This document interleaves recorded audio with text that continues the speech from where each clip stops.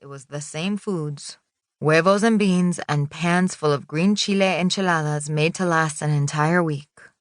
But really, it was the clothing that bothered me the most. The way you could tell just from looking at me that I got my lunches free from the district. Being poor is bad enough, but having everyone else know you're poor? That might as well be hell. Even though it put me in debt, I moved into the dorms for college. I wanted to blend in, you know? I took out extra loans and went over to Thrift Town and purchased a whole new wardrobe. I bleached and dyed my hair while everyone else was at orientation. Going punk, not because I liked the music or even the look, but because it was cheaper than anything else. Wearing safety pins for earrings meant I was edgy, and wearing the same ripped clothes every day meant I was making a statement. Mama hated it, but by then that only made me happier.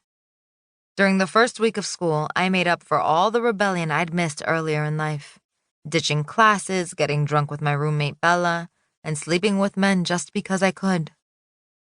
I didn't completely transform during college or forget where I came from, even though most of the time I wanted to.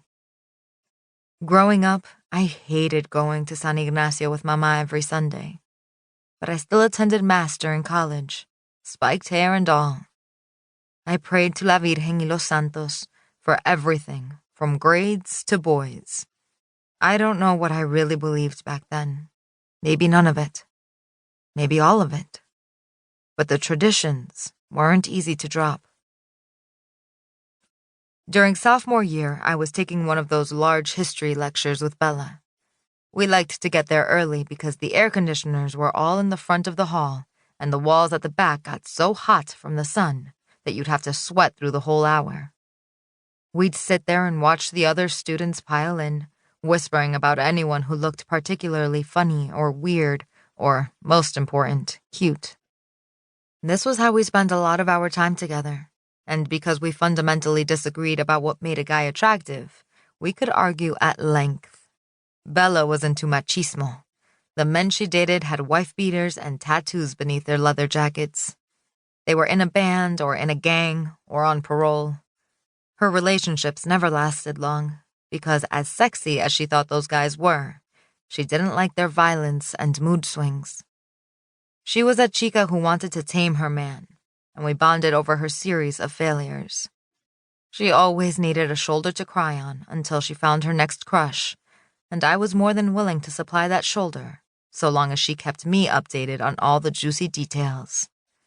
No lie, I barely cared what they looked like, at least in the traditional sense, or what they did for fun, what they liked to talk about, whether they were más o menos listos, any of that crap.